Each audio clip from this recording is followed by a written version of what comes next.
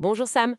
Alors, aujourd'hui, on se lance dans une petite exploration du temps. Bonjour Sam. Ah, le temps. Vaste sujet. Oui, et en français c'est doublement intéressant, n'est-ce pas? Le temps qui passe, l'horloge, le calendrier, et puis le temps qu'il fait dehors. Exactement.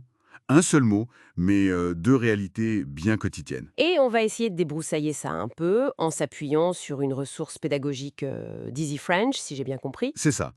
L'idée, c'est de donner quelques clés, les outils de base pour pouvoir parler de ces choses-là simplement. Super, pour que tout le monde soit un peu plus à l'aise. Bon, par où on commence? Le plus simple peut-être, les jours. Oui, bonne idée. La base de la semaine. Alors on a Lundi, mardi, mercredi, jeudi, vendredi, samedi, dimanche. Voilà, classique. mais avec la petite spécificité française, la semaine qui démarre quand? Le lundi. Oui, c'est ça, contrairement à d'autres pays. Donc le lundi, c'est vraiment le début de la semaine de travail pour beaucoup. Et le week-end, du coup, c'est Samedi et dimanche, le fameux week-end. Pour dire le jour, c'est tout simple.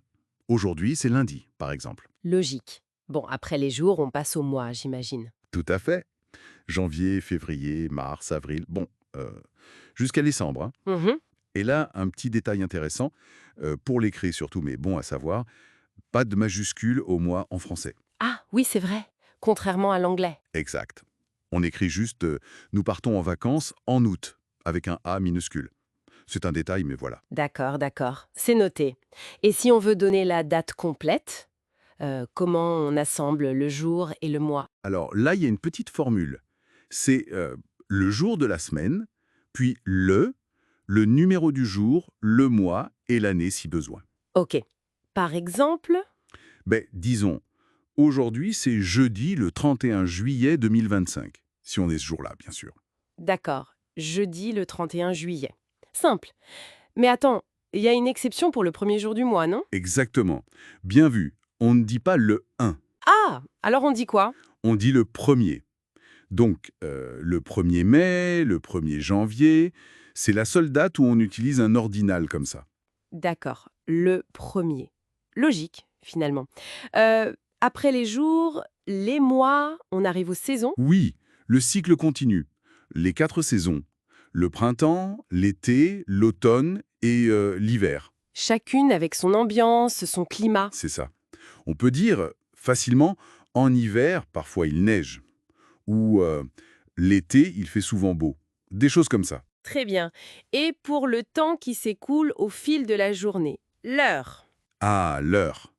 Alors, les heures pleines, c'est facile. Il est 1 heure, il est 2 heures. Oui. Et les points de repère, il est midi, il est minuit, ça va. Voilà. Pour être plus précis, on ajoute les fractions d'heures. Le plus courant, c'est écart pour 15 minutes après. Comme 2 heures et quart. C'est ça. Et demi pour 30 minutes après.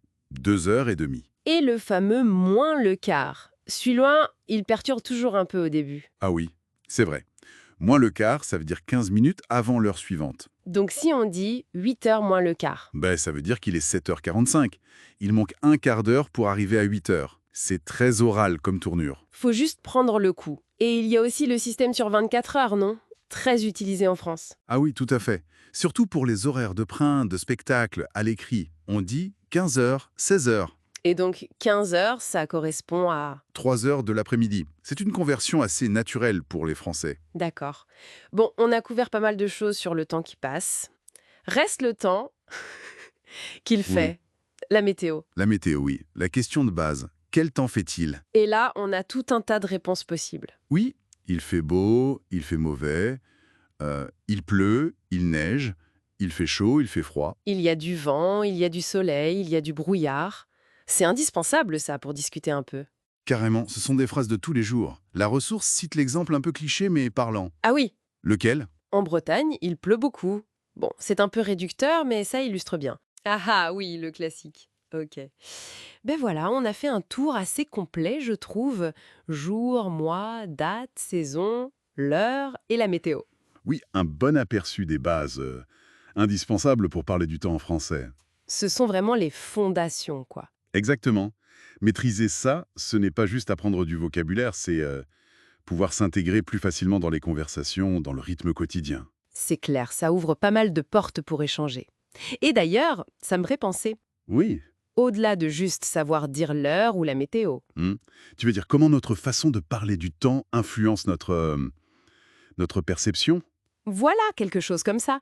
Est-ce que le fait de nommer différemment, de découper le temps qui passe ou le temps qu'il fait, est-ce que ça change un peu notre expérience de chaque jour finalement? C'est une excellente question, ça. Ça va plus loin que les mots, en effet. Comment la langue façonne notre rapport au temps. Intéressant comme piste de réflexion. Pour aller plus loin.